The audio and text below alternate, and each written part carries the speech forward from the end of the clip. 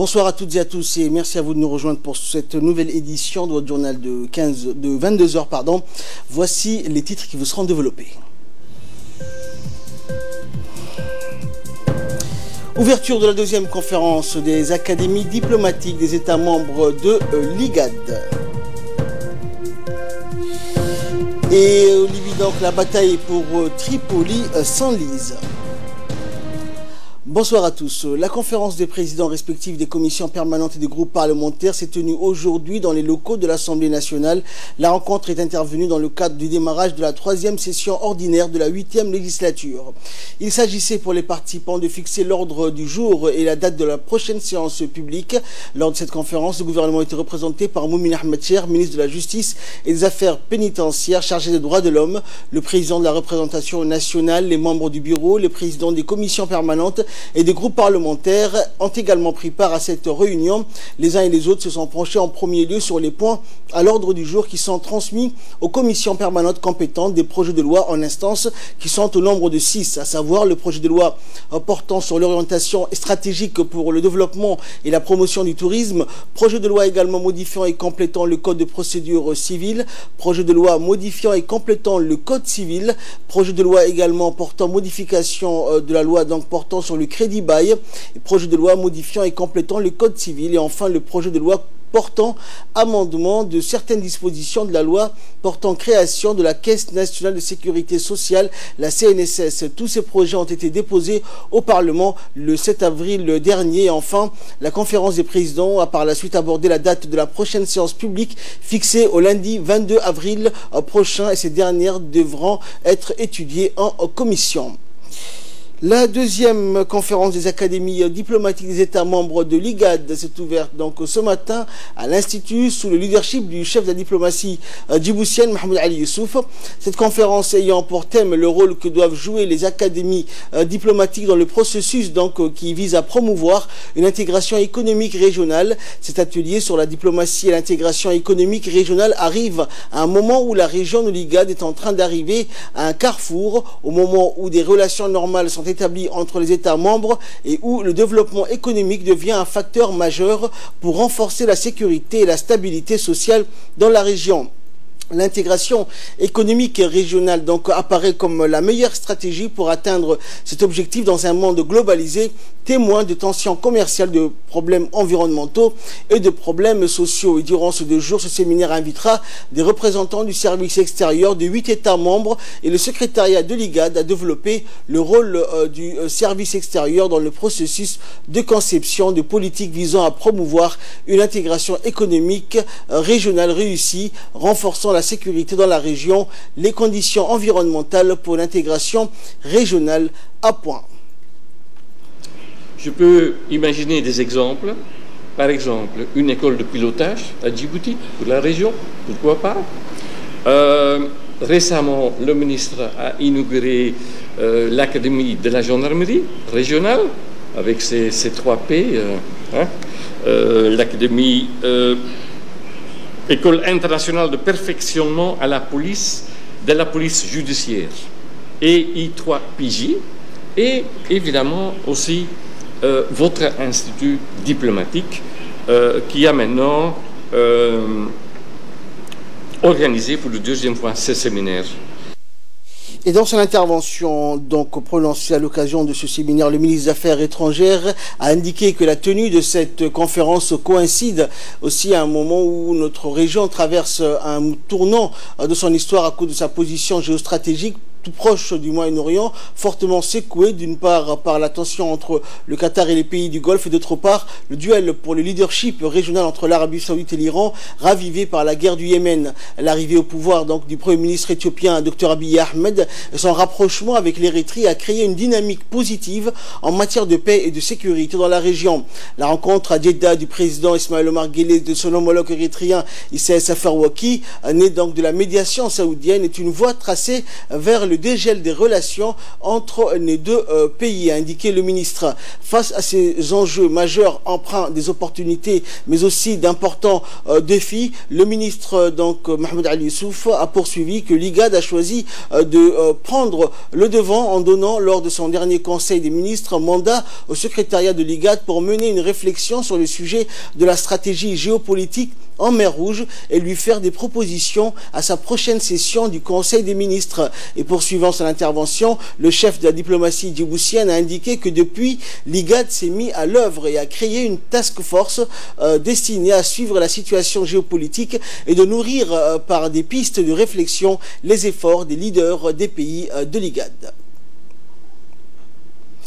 Et le directeur de l'Institut diplomatique de Djibouti, Moussa Ali Megag, a en quelques mots résumé l'importance que revêt ce séminaire et les directives qui doivent sortir de ces jours de concertation. On l'écoute. Aujourd'hui, nous avons donc ici, sous les auspices du ministre des Affaires étrangères et de la coopération internationale, M. Mohamed Ali Youssouf, nous avons donc ici lancé la deuxième conférence des académies diplomatiques de l'IGAD. Donc l'objectif de cette conférence était d'abord de faire les suivis de la première conférence qui ont été faites en 2016, mais aussi de voir les voies et moyens d'améliorer notre réseau au niveau de la région pour appuyer, si vous voulez, les événements et les actualités qui secouent, qui traversent notre région. Aussi réfléchir la meilleure manière d'organiser les recherches, aussi le programme de formation pour essayer de produire les diplomates de demain qui prendront en charge, si vous voulez, ou appuieront les processus d'intégration économique régionale. Nous avons l'appui de l'Union européenne, du secrétariat de l'IGAD. Donc, l'IGAD est en marche aujourd'hui et est en train de tisser ce réseau pour vraiment travailler dans le domaine de l'intégration économique régionale. Le ministre des Affaires musulmanes, de la Culture et des Biens Waqf, Moumin Hassan Barré, s'est rendu hier à Dikil, accompagné du directeur du Diwan et des Biens Waqf, Elmi Nour Jama, du directeur du Diwan Zakat, Suleiman Hussein, du directeur de la Culture, de Ali Hassan, ainsi que de hauts cadres et responsables de son département. Le ministre a parrainé la cérémonie de distribution de la Zakat et de la troisième tranche des cotisations du parrainage de l'année 2018.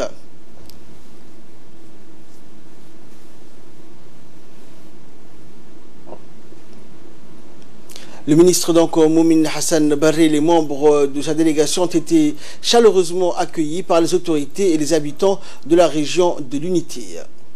Et cette tournée aura permis au ministre et à sa délégation de sensibiliser les populations sur les valeurs de la solidarité et témoigner ainsi de la compassion à ses compatriotes touchés par les affres de la précarité.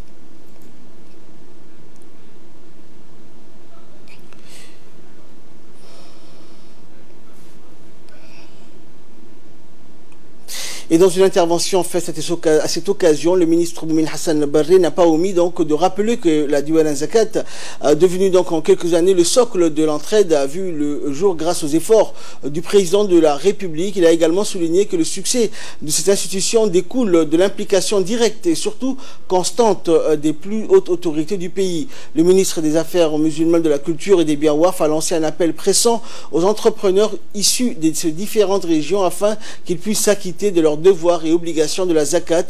La zakat est une obligation pour tout musulman solvable, a-t-il insisté. Sur un autre volet, le ministre Moumin Hassan Barré s'est félicité également de l'augmentation année après année du nombre d'orphelins parrainés.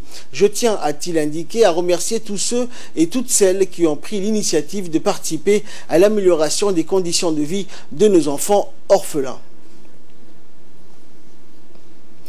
Le ministre délégué à la décentralisation, Hamadou Mohamed Aramis, a reçu aujourd'hui l'ambassadrice extraordinaire et plénipotentiaire de la République fédérale d'Allemagne auprès de Djibouti, Anke Holstein. À cette occasion, le ministre a évoqué les disparités existantes entre la capitale et les régions de l'intérieur et entre les chefs-lieux des régions et leurs zones rurales en matière de développement et des infrastructures de base. Il a ensuite enchaîné en faisant le point des activités entreprises en cours ou projetées par son département pour répondre aux attentes de la population et les difficultés auxquelles il fait face. À son tour, l'ambassadrice allemande a remercié le ministre pour son accueil tout en lui faisant part de son plaisir de le rencontrer pour discuter de la décentralisation. Elle a remercié également pour la clarté de sa présentation. La diplomate allemande a promis d'examiner avec attention les demandes du ministre et a assuré celui-ci que déjà donc elle a un intérêt particulier pour certaines d'entre elles. La visite officielle donc de travail effectuée par le général de corps d'armée Zakaria Cheikh Ibrahim, chef d'état-major général des forces armées djiboutiennes au Maroc, qui s'est déroulée donc du 9 au 12 avril dernier, a été l'occasion pour le général de corps de procéder à la remise de la décoration de commandeur dans l'ordre national du 27 juin à M. Ibrahim Bile Douale, ambassadeur de Djibouti au Royaume du Maroc. Cette cérémonie a été organisée au sein de notre ambassade à Rabat en présence de haute autorité marocaine, du Palais Royal, du ministre des Affaires étrangères et de l'état-major des forces armées royales, ainsi que des ambassadeurs de l'Éthiopie et du Japon au Maroc. Également dans l'actualité, sous le haut patronage du ministre de l'économie et des finances, une réunion du 46e comité de gestion de la carte jaune s'est tenue ce matin au Djibouti Palace Kempinski. Cette réunion a pour objectif de renforcer la gestion de la carte jaune pour les pays membres du système au nombre de 13 et promouvoir ainsi l'intégration régionale et le développement des échanges commerciaux intra-COMESA. Les pays membres de cet espace ont mis en place en 1986 un système d'assurance automobile régionale appelé aussi carte jaune. La carte jaune est un mécanisme de facilitation du transport transfrontalier qui repose sur un document d'assurance unique reconnu par tous les États membres et a pour objectif de concilier d'une part la protection des victimes des accidents de la route causés par les véhicules en transit et d'autre part la libre circulation des biens et des personnes. Et dans son discours, le secrétaire général du ministère des Finances, Abdelrazak Ahmed Idriss, a souhaité la bienvenue à tous les participants de cette réunion du pays membre du COMESA et du système donc, de la carte jaune, tout en réaffirmant sa satisfaction pour sa participation à cette réunion. On l'écoute. La promotion de l'intégration constitue un des piliers de notre programme de développement de la Vision 2035. Cette vision qui vise le développement du commerce, des marchés inclusifs pour tirer les meilleures parties, les meilleurs profits des marchés communs et des bénéfices et d'économies d'échelle. Djibouti veut jouer un rôle actif dans l'intégration régionale.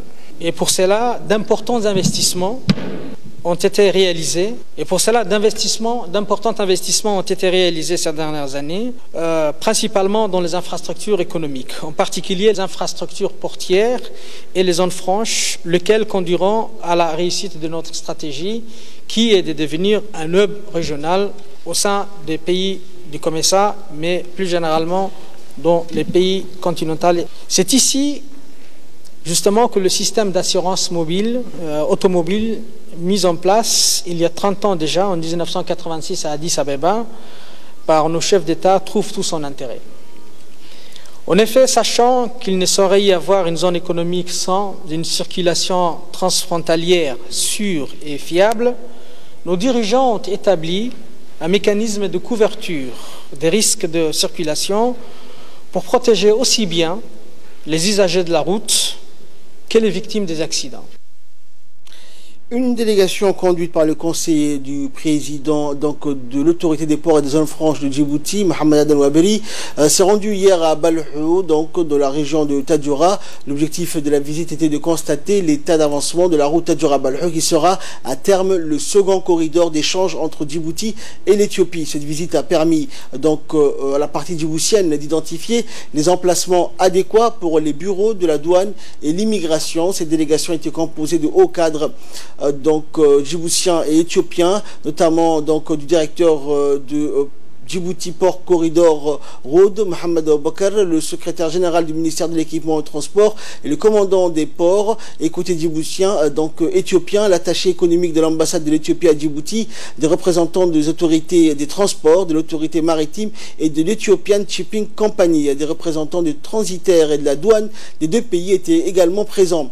Et donc, à l'arrivée à la Ville Blanche, les autorités régionales ont accueilli la délégation qui a été donc conduite terminus de la route vers Balho, à 120 km du chef-lieu de la région de Tadjoura. Les deux parties ont ensuite traversé la frontière afin de voir l'avancement de la route côté éthiopien en compagnie des autorités administratives de la région frontalière de l'Éthiopie. La route Tadjoura-Balho est très importante afin de stimuler l'économie de la région de Tadjoura. Cette voie routière représente aussi une autre étape de l'intégration entre les deux pays.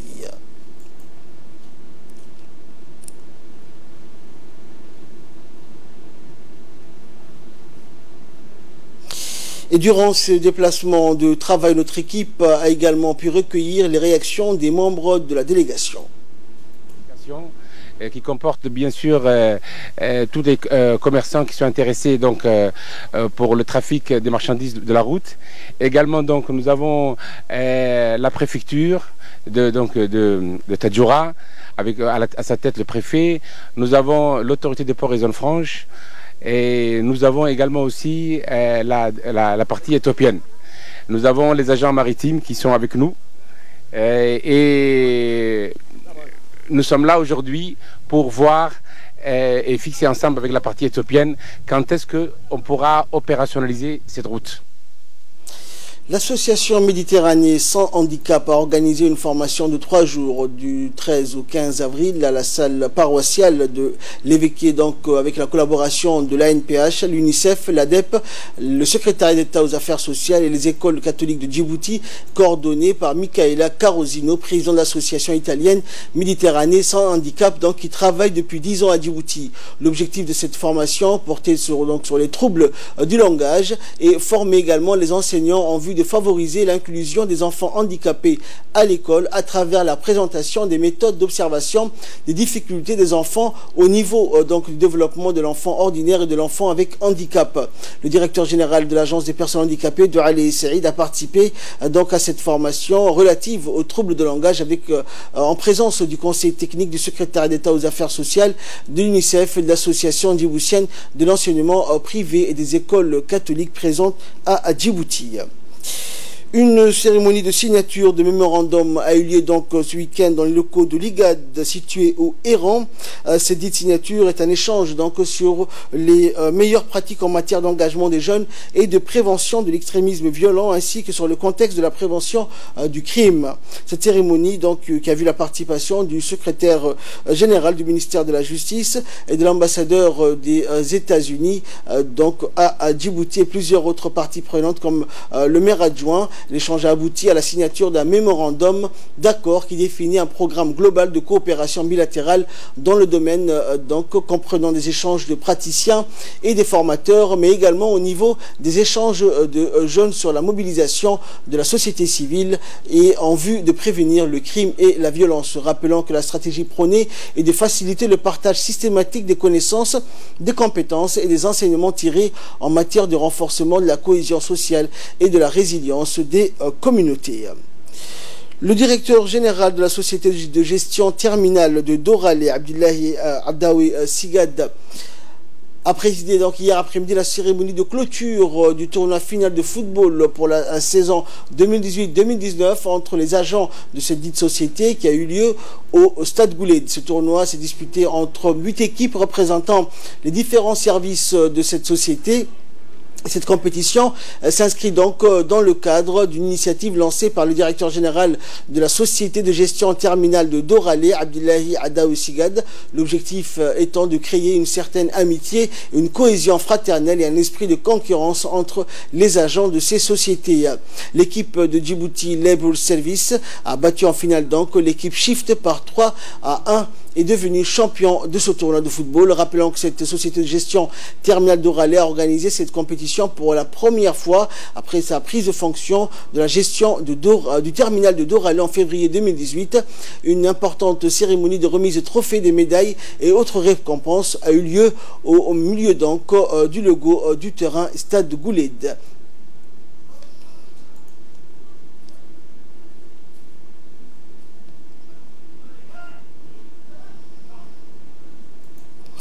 Et le directeur général de la société de gestion du terminal de Doralé, Abdullahi Adawi, s'est dit satisfait du bon déroulement de la finale de ce tournoi de football pour la saison 2018-2019. On l'écoute. En février Juillet 2018, notre pays a pris le contrôle des terminals à conteneurs de Doralé et a confié la gestion à la société de gestion des terminals de Doralé. Pour marquer cet événement, nous avons organisé un événement social, parmi d'autres, dont les sports et particulièrement le football. Et nous avons donc organisé un tournoi de football entre nos différentes équipes des terminals. Vous savez que ce sont des équipes qui tournent 24 heures sur 24 heures. Donc on a fait un championnat et ce soir, c'est la finale. Et le sport est important pour nos équipes. Vous savez que nos équipes font un travail très physique et nous avons besoin que nos équipes se soudent, fassent du sport et se comportent comme une équipe de sportifs qui est solidaire et qui travaille ensemble. Donc nous célébrons ce soir l'amitié entre nos équipes et le sport qui est un élément de cohésion sociale entre nous. Inch'Allah, nous souhaitons renouveler cette expérience tous les ans pour marquer cet événement. Et dans le cadre de la lutte contre le trafic de drogue sous toutes ses formes, donc dans la soirée du 13 avril dernier, une opération conjointe menée par les gendarmes de la brigade des quartiers 3, 4, 5 et ceux de la brigade des quartiers 6 et 7 a permis l'interpellation de 2 trafiquants en flagrant délit de conditionnement d'herbe de cannabis dans une maison située dans le quartier communément appelé Djebel. Et suite à la recrudescence des points de vente de produits stupéfiants et à proximité des écoles, le commandement du groupement judiciaire a mobilisé l'ensemble de ses unités pour faire face à ce fléau. Et au cours de cette opération, les enquêteurs ont saisi 2 kg de résidus d'herbe de cannabis conditionnés et prêts à être mis en vente devant les différents établissements scolaires. Et compte tenu de la gravité des faits, les personnes mises en cause seront traduites devant la justice pour répondre de leurs actes. Et page nécrologie pour clore l'actualité nationale. Nous avons le regret de vous annoncer le décès de feu Okiye El-Tiré Kamil, survenu donc jeudi dernier à Djibouti, originaire de la ville de l'Unité. Le défunt était bien connu à Dikil, où il a fait donc toute sa carrière en tant qu'agent à la préfecture jusqu'à sa retraite en 1994. Homme de culture qui a participé à de nombreux concours culturels à Djibouti, le défunt Okiye El-Tiré laisse derrière lui 4 veuves, 15 enfants et une vingtaine de petits-enfants. En cette circonstance douloureuse, les autorités de la région de Dikil, dont le préfet Mohamed Chekho, adressent donc leurs condoléances les plus attristées à la famille du défunt Okiye El-Tiré et prie donc le tout miséricordieux d'accueillir le défunt en son paradis éternel. Inna lillahi wa inna ilayhi raji'un. Et de là, nous passons à ce qui fait la une de l'actualité internationale avec cette information qui nous est parvenue il y a quelques instants. Un incendie donc qui s'est déclaré en fin de journée à Notre-Dame de Paris. Un feu potentiellement donc lié aux travaux de rénovation de l'édifice selon les pompiers. Le feu donc a pris dans les combles de la cathédrale aux alentours de 18h50 heure de Paris. Le feu dont la gravité reste encore à déterminer a pris dans les combles de la cathédrale, un des monuments historiques les plus visités d'Europe. Notre-Dame de Paris est également l'un des joyaux du patrimoine parisien et l'édifice est vieux de plus de 9 siècles. Pour l'heure, les sapeurs-pompiers donc de Paris tentent activement de maîtriser les flammes qui ne cessent de s'étendre. Nous reviendrons donc plus en détail sur cette information dans nos prochaines éditions.